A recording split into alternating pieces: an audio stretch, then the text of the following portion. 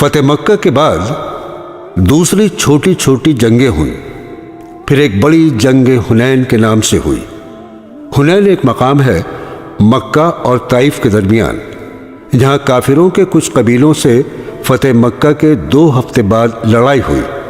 مسلمان 12,000 تھے، مشرکین 4,000۔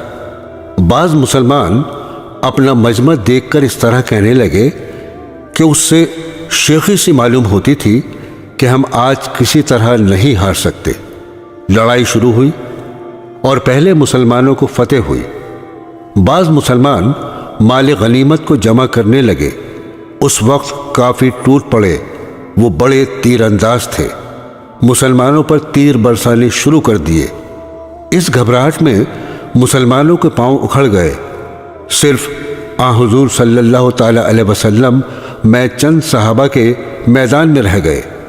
آپ صلی اللہ تعالی علیہ وسلم نے حضرت عباس رضی اللہ تعالی عنہ سے مسلمانوں کو آواز دلوائی، پھر سب لوٹ کر دوبارہ جمع ہوئے اور کافروں سے مقابلہ کیا۔ آسمانوں سے فرشتوں کی مدد آئی، کافر بھاگے اور بہت سے قتل ہوئے۔ پھر ان میں سے بہت سے آپ صلی اللہ تعالی علیہ وسلم کی خدمت میں آ کر مسلمان ہو گئے۔ سورہ توبہ میں اللہ تعالیٰ نے اس کو اس طرح بیان کیا ہے۔ آیت نمبر 25، خدا تعالیٰ نے تم کو بہت موقعوں پر غلبہ دیا جب تم کو اپنے مجمع کو کثرت سے غرہ ہو گیا تھا، اور حنین کے دن بھی پھر وہ کثرت تمہارے لیے بھی کارآمد نہ ہوئی، اور تم پر زمین باوجود اپنی فراخی کے تنگی کرنے لگی، پھر تم پیٹھ پھیر کر بھاگ کھڑے ہوئے۔ پھر اللہ تعالیٰ نے اپنے رسول پر اور دوسرے مسلمانوں پر تسلی نازل فرمائی اور ایسے لشکر نازل فرمائے جن کو تم نے نہیں دیکھا، اور کافروں کو سزا دی، اور یہ کافروں کی سزا ہے۔ برادران اسلام، آپ نے دیکھا کہ اللہ تعالیٰ نے مسلمانوں کو کس طرح سبق دیا کہ اپنی زیادتی پر فخر نہ کرنا چاہیے، اور ہمیشہ سوچنا چاہیے کہ فتح صرف اللہ کی مدد سے ہوگی، کم ہو تب بھی اور زیادہ ہو تب بھی۔ اسی لیے صرف اللہ پر بھروسہ رکھنا چاہیے۔ یہ سبق اس لیے بھی دیا ہوگا کہ آئندہ بھی مسلمان اس بات کو یاد رکھیں۔ جنگ تبوک سن 9 ہجری۔ دوستو، تبوک ایک مقام ہے ملک شام میں۔ ہمارے پیارے نبی صلی اللہ تعالی علیہ وسلم جب فتح مکہ اور غزوہ حنین سے فارغ ہوئے تو آپ کو خبر ہوئی کہ روم کا بادشاہ ہرقل مدینہ منورہ پر فوج بھیجنا چاہتا ہے، اور وہ فوج تبوک کے مقام پر جمع کی جائے گی۔ قبل اس کے کہ وہ حملہ کرے، آپ نے خود ہی مقابلہ کرنے کے لیے سفر کا ارادہ کیا اور مسلمانوں میں اس کا اعلان کر دیا۔ چونکہ یہ زمانہ بہت گرمی کا تھا اور مسلمانوں کے پاس سامان بہت کم تھا، سفر دور دراز کا تھا، اس لیے اس غزوہ میں جانا بڑی ہمت کا کام تھا۔ اللہ تعالیٰ نے اس جہاد میں شرکت کے لیے مسلمانوں کو سورہ توبہ میں اس طرح ترغیب دلائی۔ آیت نمبر 38، اے ایمان والو، تم لوگوں کو کیا ہوا جب تم سے کہا جاتا ہے کہ اللہ کی راہ میں جہاد کے لیے نکلو تو زمین کو لگے جاتے ہو؟ کیا تم نے آخرت کے عوض دنیاوی زندگی پر قناعت کر لی؟ سو دنیا کی زندگی کا سامان آخرت کے مقابلے میں بہت تھوڑا ہے۔ یہ ترغیب دلانے کے لیے اللہ تعالیٰ نے اور بھی کئی آیات اس کے آگے بیان فرمائی ہیں۔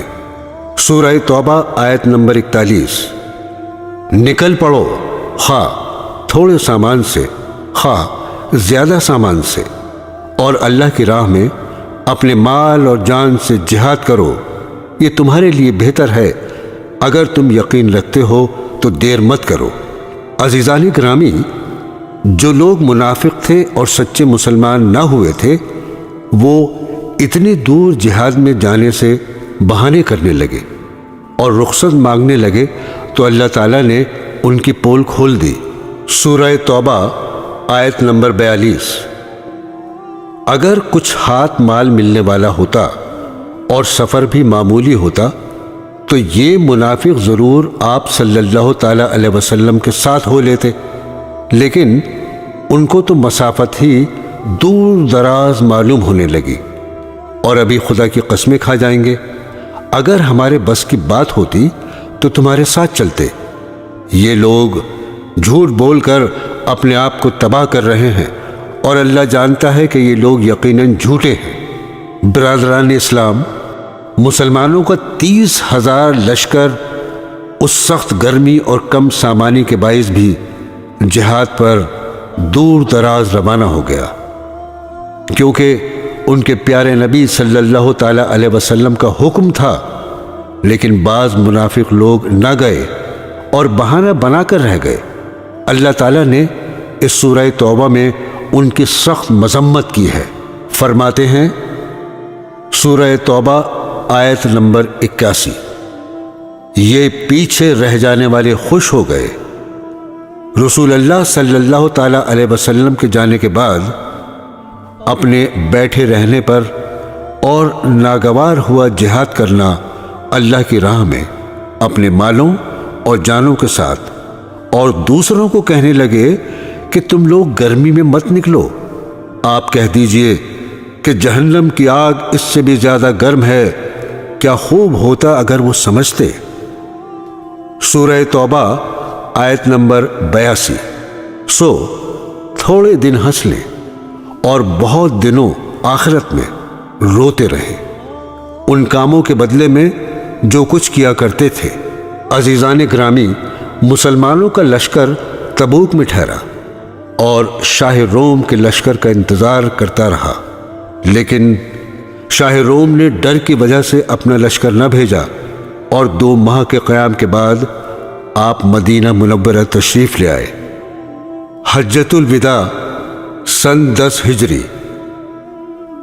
عزیزان گرامی، ہجرت کے 10ویں سال آن حضرت صلی اللہ تعالی علیہ وسلم حج کو تشریف لے گئے۔ آپ کے حج کی خبر سن کر مسلمان جمع ہونے شروع ہو گئے اور 1 لاکھ سے زیادہ آدمی جمع ہو گئے۔ آپ صلی اللہ تعالی علیہ وسلم نے خطبے میں ایسی باتیں بیان فرمائیں جیسے کوئی وداع کہتا ہے۔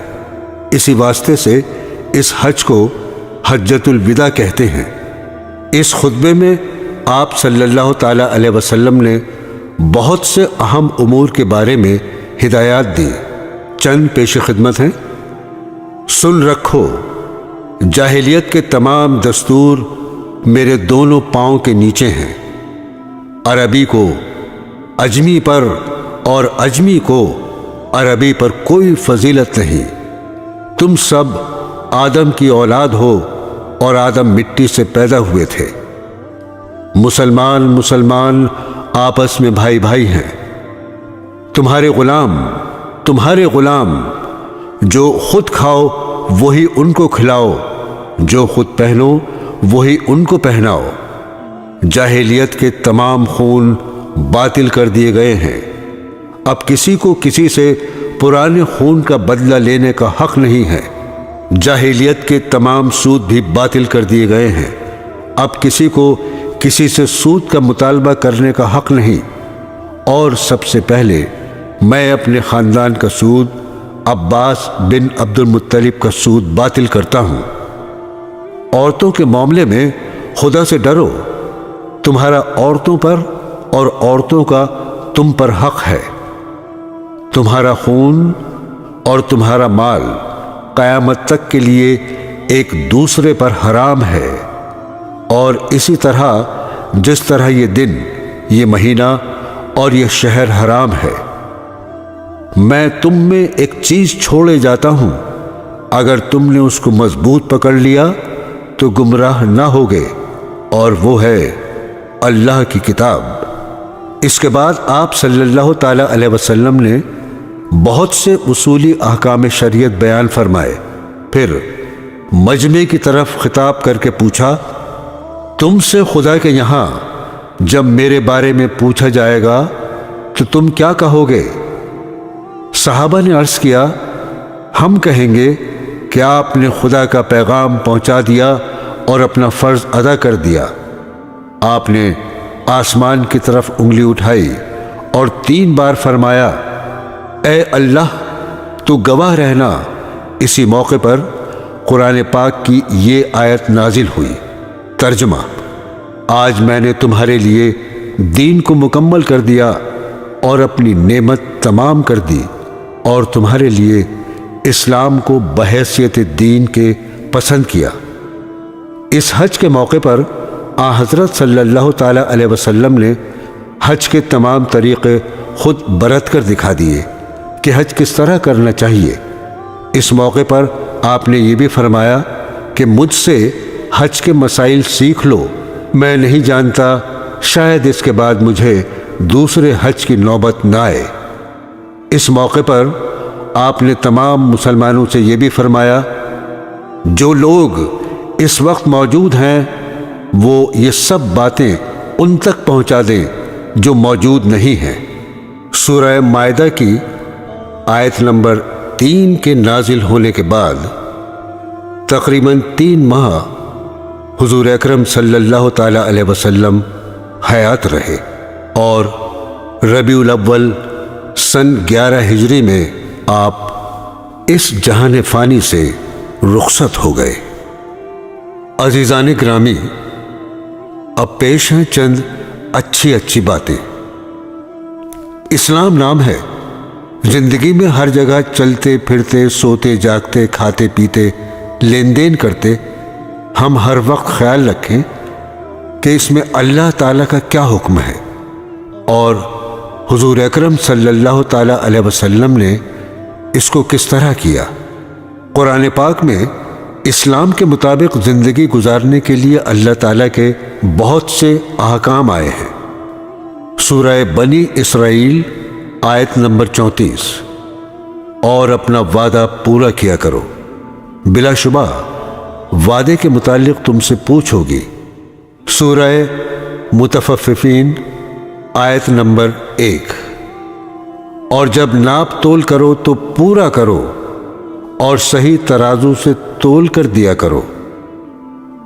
دوسری جگہ آپ نے فرمایا، خرابی ہے گھٹانے والوں کی کہ جب ناپ تولیں لوگوں سے پورا کریں، اور جب ناپ دیں ان کو یا تول دیں تو گھٹا کر دیں۔ کیا خیال نہیں رکھتے وہ لوگ کہ ان کو اٹھنا ہے ایک بڑے دن میں؟ دوستو، دوسروں سے ہنس کر یا مسکرا کر خوش اخلاقی سے بات کرنا بھی کیسا اچھا ہے، سب کو اچھا معلوم ہوتا ہے۔ ایسے لوگوں کی تعریف کی جاتی ہے اور اللہ تعالیٰ ان کے سب کام آسانی سے بنا دیتے ہیں۔ قرآن حکیم میں فرماتے ہیں، اور ہر شخص سے بات اچھی طرح کیا کرو۔